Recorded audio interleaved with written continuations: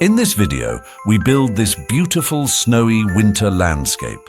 It all started on an empty board on an insulation panel from the hardware store, where we simply set up a semicircle with a switch. Now, 2 locomotives can shuttle back and forth from left to right. So we have already prepared quite a bit.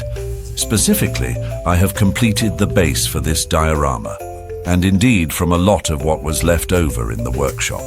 Old cardboard or old diorama parts, which I've cut a bit short. Yes, and from all of this, a stable base has now been created. Since this setup will later be placed on a table plan, we can't just drill any holes to pull cables through later. We need to finish that now. For this, we now need a few cables, a soldering iron, a few heat shrink tubes, and we can already make it look nice. When the cables are nicely laid out like this, then comes the part where we cover the setup, the landscape. And for that, we need this terrain crepe. We just need a bit of hot glue and a little patience, and we simply stick this crepe on one side. I'll just start here now, and you can do this nicely over a large area. Be careful with your finger when the glue is hot.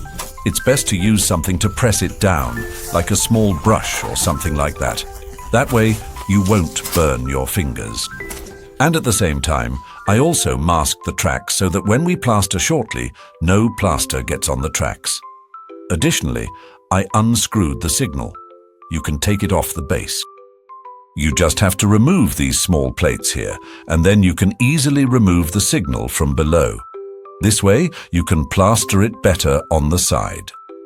I am now using a model railway assembly filler as the base. It can be worked on for a particularly long time and is mixed with water just like plaster. Yes, and when everything is plastered, the plaster needs to dry a bit, of course. And while that's happening, you can think a little about the decoration. I've brought along a few figures, for example, some small figures that are simply carrying Christmas trees back and forth. Then we have these small ice skaters here. Of course, we would need a lake for them. And then I brought along some snow-covered cars. Here on the side, they are already a bit snowed in. We can theoretically do something like that ourselves later by gluing them with white glue and then adding snow afterwards. I tried it out as an experiment, as a test on this small OBB locomotive. It has already suffered a bit during the setup, but here is my test locomotive, and we can see how the whole thing is snowed in. We can also do this ourselves later with some flocking material. The same goes for the trees. So theoretically, you can already buy snow-covered trees, but the ones we have here are still very, very rudimentarily snowed. You can't really see much of the powder snow yet. It looks much better on this tree here. But we can also do this ourselves a bit with this icing, and the same goes for these tree blanks that you can buy. Here, for example, we see a deciduous tree as raw material, and you can also flock it yourself later with a snow powder. Yes, and when the plaster is dry, we indeed use a bristle brush and the snow paste to create really nice little snow piles, and for instance, the very snow-covered roofs. I'll place them here on the trail, because we'll also work on them a bit to create a winter wonderland here. At the lantern up here as well. Instead of the brush, you could also use a spatula. That would also be an option for the house now, to approach it a bit more broadly. And after countless brush dabs, it should look something like this on your setup. I have indeed made this very thick here to create a really nasty, fresh snow landscape. So here is Powell, the house, and it looks quite nice now. Here on the roof, lots of fresh snow, here lots of fresh snow. Of course, you can use less, but this way, it really creates a proper winter landscape. So opinions differ on the next sequence. Should you glue and flock the layout first, or attach the trees first? I'm going to do it in such a way that I've already placed some trees for sure. And after I've already glued some of them in place, I will then flock from below on the side with a spray can. Otherwise, you can of course first apply glue and then work with the snowflakes, waiting until everything is dry, and then after 1 or 2 days, set up the little trees again. Yes, you need to experiment a bit, to see what works better for your setup.